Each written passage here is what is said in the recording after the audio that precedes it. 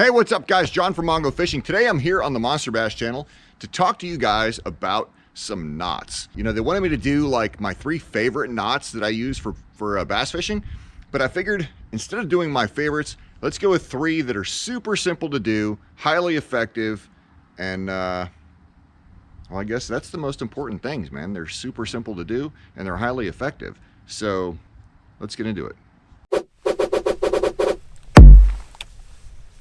All right, guys, so like I said, my name is John from Mongo Fishing, and this is the Monster Bass channel. Now, if you're new to the Monster Bass channel, this channel is dedicated to tips and techniques and teaching you different things to make you a better bass fisherman. So if that's something that interests you, go ahead and hit the subscribe button right down there, along with the bell notification button, so you get notified every single time Monster Bass puts out another video. So my channel, Mongo Fishing, will be linked down in the description below. It's mostly tournament footage. Whether I do well or if I suck, I still put the video out. I believe it's important for people to see success along with failure, because that's what tournament bass fishing ultimately is. It's not always 5 bass limits. You're going to have those struggle bus days also. So if that's something that interests you, you know, come over and check my channel out also. I dig that. But let's get into this. Knots. Okay, so what I have with me, I have some 30-pound mono, which is higher than I would normally throw. I've got some... I'm going to substitute that for fluorocarbon also, because, you know, it doesn't really matter for you guys to see this. And then I have some braid. All right, so knots we're going to do in no particular order. So the improved clinch knot, the Uni Knot, and the Palomar knot. No particular order. Those are the 3 we're going to do. So let's start. I have this heavy 30-pound mono. I have this so that you guys will be able to see it really well. Should be able to see it really well. And I have some braid also. I think I'll probably do most of the knots with braid, but I have that fluoro for one of the knots so you guys can see it. I chose these knots. I mean, there's literally thousands of knots out there, and some of them are really good, and some aren't. And I mean, great knots, you know, like the San Diego Jam, or there's the dual Shinto or something like that. I don't even know if I'm pronouncing that right.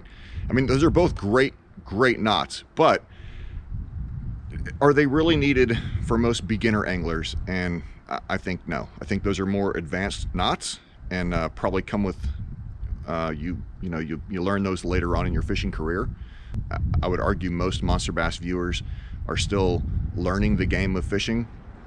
I want to keep it simple. I'm a huge proponent of the KISS method. Keep it simple, stupid. And so that's why I chose these 3 knots that I'm going to do. So, improved clinch knot. Okay.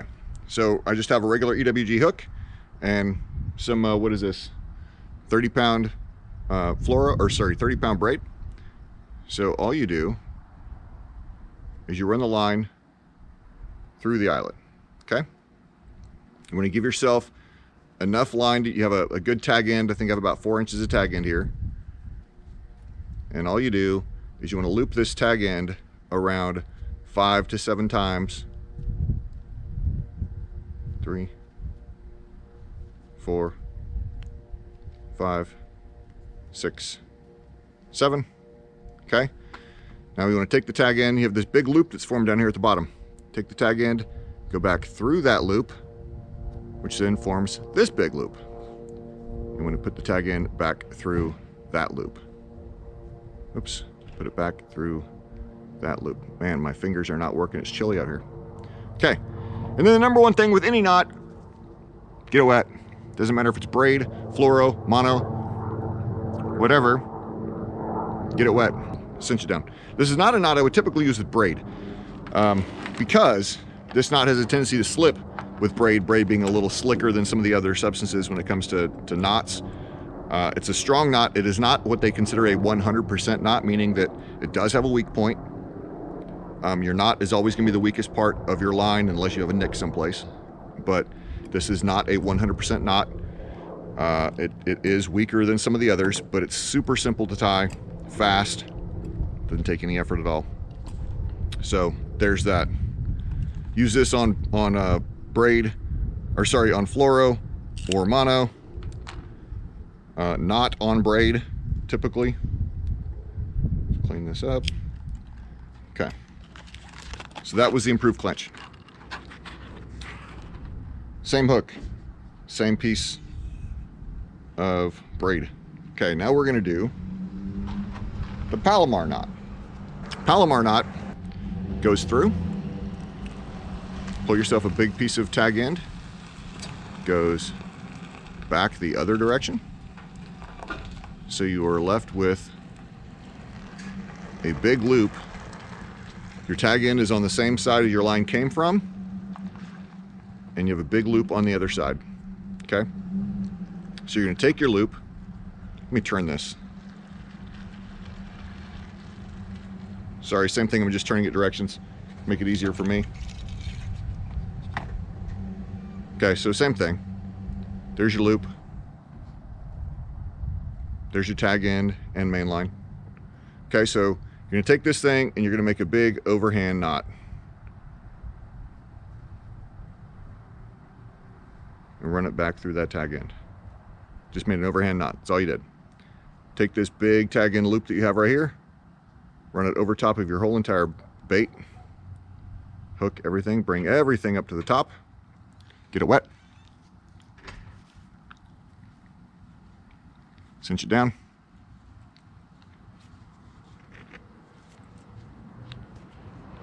This one is really, really important that you cinch down while wet, because especially with fluoro or mono, it will burn your line. And that's why people think that like fluoro has bad abrasion resistance. It doesn't. It has great abrasion resistance. Look that up with any line manufacturer. Fluoro has better abrasion resistance than mono. But the reason people think it doesn't is because they typically burn their line when they tie their knot. Then it makes it weak and it breaks easy. So that is the Palomar knot. That is about as good as 100% knot as you're going to get. It's up there. And of course you clip your tag end as long or as short as you want. Now the benefit of that is there's actually two pieces of line that are running through the eyelet. You know, the improved clinch only has one piece of line running through the eyelet. The Palomar has two pieces of line running through the eyelet, so it makes it a little bit stronger. And you still only have one tag end to cut. Some of those other knots have, you know, 3 tag ends, and I'm just not a big fan of that. All right, next is the Uni knot. So we'll put the Uni back on this again, and then we're going to tie it another way also. So the Uni goes through, it starts just like the improved clinch, and then you're going to run it back through a second time.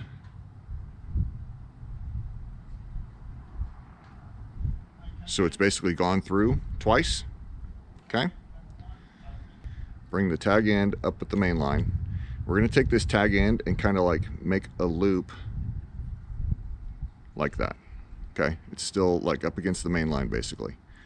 We're going to take your tag end and your loop and your main line. You're going to run your tag end through this like 5 to 6 times. One. It's going underneath both of these. 2. Okay. Cinch it down. So you want to get it wet and pull. So your knot is right there. Get this giant loop. And then cinch it down right there. That is the Uni. Then the last knot we're going to do is also the Uni. But we're going to do it for the other technique that I like to use it on, and that is attaching braid to mono or braid to fluoro. So that's the Uni to Uni.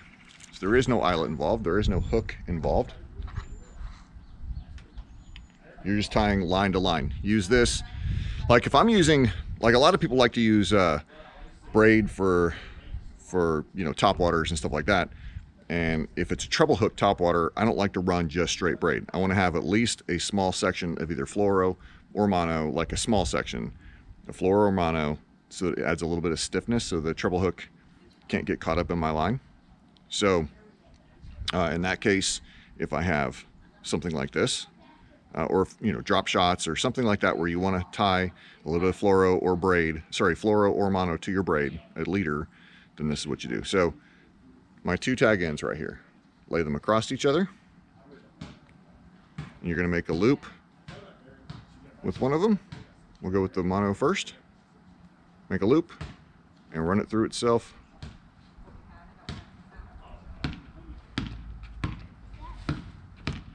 Ready? 5 times. 4,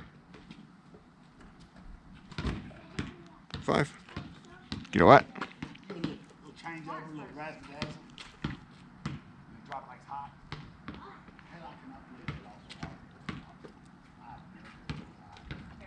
Okay, so we have the mono one tied, and we're going to do the same thing with the fluoro, or sorry, with the braid. Make our loop right there. Run this through 5 times.